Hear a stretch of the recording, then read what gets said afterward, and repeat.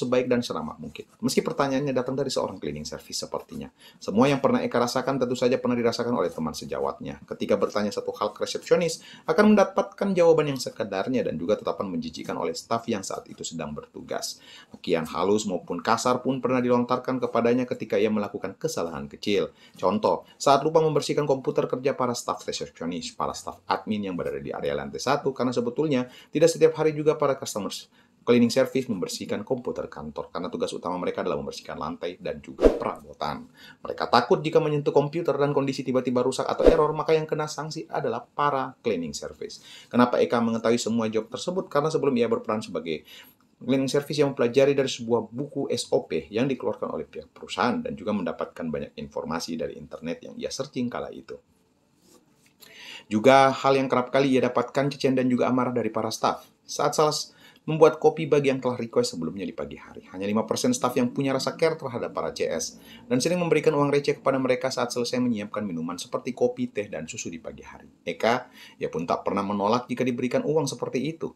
Karena Eka melakukan semuanya dengan totalitas, tanpa sedikit pun merasa aneh. Nah, apa yang telah ia record adalah menjadi catatan penting buat Eka untuk menjelaskannya di kemudian hari. Seperti halnya, lantai 2, lantai 3, lantai 4 untuk ruang marketing dan juga beberapa SOP yang menurutnya butuh perubahan. Semua segmen menurut Eka harus diselesaikan secara cepat nantinya.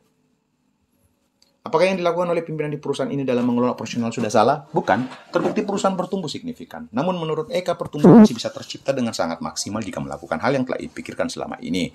Dan kebetulan pun hari ini jadwalnya Eka membersihkan bagian depan kantor. Sambil menyapu lantai bagian depan pintu kantor.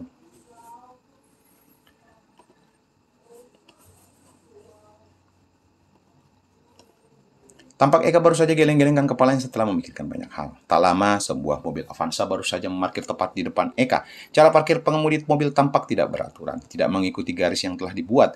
Eka yang sekilas meliriknya akhirnya berucap dalam hati bahwa pria ini adalah salah satu staf yang tidak becus. Kalau seorang pria dari mobil lalu menghampiri Eka. "Woi mas," Eka sengaja tak memalingkan wajahnya, meskipun ia tahu bahwa dirinya yang dipanggil. "Ya elah nih, cleaning service." Tanpa diketahui, Eka baru saja menarik nafasnya sesaat. Iya pak, lalu menjawab sambil berbalik dan mencoba tersenyum kepada pria itu. "Bentar, kalau lu udah selesai kerjaan, tolongin cuci mobil gua ya," kata pria itu. Lalu tanpa mendapat jawaban dari Eka, ia pun dengan cuek melempar kunci mobilnya. "Ini kuncinya." Eka menangkap kunci mobil tersebut lalu mengangguk pelan mengiyakan kemauan pria itu. "Awas, jangan sampai lecet lo ya."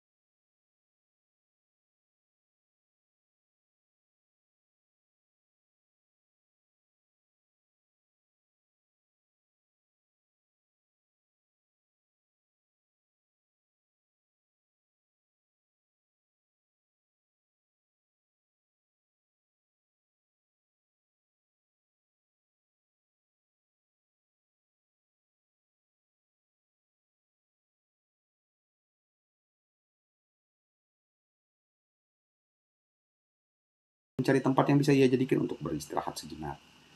Senyumnya pun berkembang saat melihat tak jauh darinya sebuah tongkrongan yang tampak masih sepi. Maka ia pun memilih untuk beristirahat sejenak di sebuah coffee shop. Bukan di dalam coffee shop tersebut, melainkan di depannya saja. Yang jelas sudah lebih dari cukup bagi Eka saat ini. Sambil duduk di teras kafe, Eka membuka tasnya dan mengambil botol air mineral. Ia pun tersenyum saat mengetahui isi dalam botolnya tak lebih 20%. Lumayanlah hilangin haus dikit, gumamnya pelan. Lalu ia pun meneguk air mineral tersebut. Akan tetapi, hausnya masih belum hilang membuat ia hampir lepas tertawa. Botol mineralnya pun ia letakkan di samping kanan dalam keadaan kosong. Dan entah mengapa, beberapa kali ia melihat botol tersebut sambil tersenyum. "Fiuh, anak hilang," gumam Eka berkali-kali namun dengan nada sangat pelan-pelan sambil menahan tawa karena merasa geli sendiri. Yang membuat dia merasa geli adalah masa seorang putra mahkota membeli sebotol air mineral saja susah. hingga ia pun kembali tersenyum geli saat kembali mengingat semua apa yang telah ia perankan saat ini. Saat awal masuk di coffee shop 15 menit yang lalu cukup membuat Karin takjub dengan apa yang ada di dalamnya. Coffee shop yang menawarkan suasana yang sangat cozy, homey, dan tenang. Bukan cuma itu saja, tempat ini menurut Karin suasananya sangat-sangat menyenangkan. Posisi antara meja satu dan meja lainnya cukup dekat dan akan membuat tamu pengunjung akan menjadi akrab. Itu pun jika nggak sombong kalau diajak perkenalan. Luas tempatnya pun pas banget dan dekorasi yang sangat lekat di dalam rumah, kayak foto-foto pot bunga dan juga lampu yang redup. Salah satunya yang menjadi kelebihan tempat ini adalah tidak hanya mengandalkan kenyamanan tempat doang, cita rasa dan keanekaragaman kopi juga jadi hal yang juga dijamin di sini. Mulai dari robusta sampai arabica ada di sini. Bermacam-macam racikan seperti cappuccino, affogato, honey latte.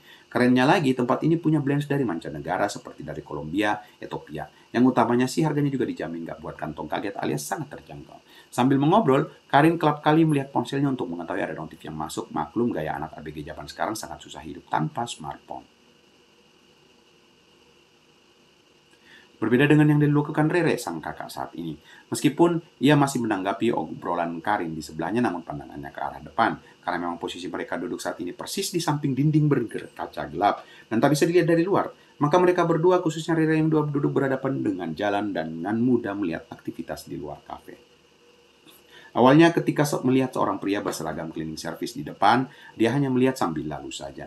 Namun saat menatanya menangkap kembali apa yang dilakukan oleh pria itu membuat perhatiannya cukup terganggu. Karena posisi duduknya saat ini sejajar dengan posisi duduk pria itu yang membelakangi kaca. Maka dengan mudah Rere memperhatikannya, botol minuman yang telah kosong. Terdengar Rere terkekeh saat melihat pria itu baru saja berdiri, merentangkan kedua tangannya, kemudian dia kembali duduk dan kembali memainkan botolnya menepuk-nepuk lantai. Cukup konyol menurut Rere kelakuan pria itu.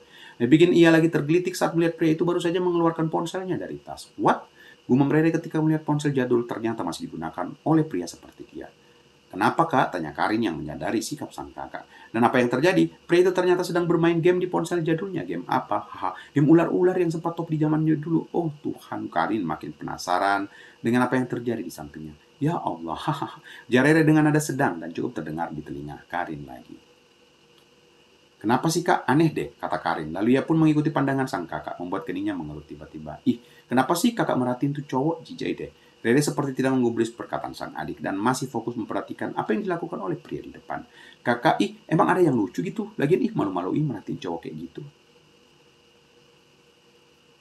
Rere menyadari ocehan sang gadis segera menoleh. Hus, gak baik loh selalu meremehkan orang lain seperti itu. Lagian, masa cleaning service gitu diperhatikan sih kak? Emang kenapa kalau dia cleaning service? Tanya Rere sambil mengerti. Ya nggak kenapa-kenapa sih kak. Duh, Kak Rere biasa aja kali, nggak usah sok nasihatin gitu. Kata Karin sambil memanyunkan bibirnya.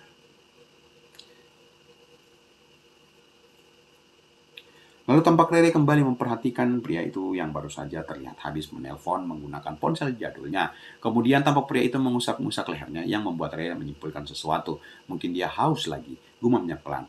Karin yang melihat tingkah sang kakak hanya mengerjit aneh dan kembali lagi menyibukkan diri dengan smartphone-nya sambil tak lupa menyeruput sedikit kopi yang ia pesan tadi.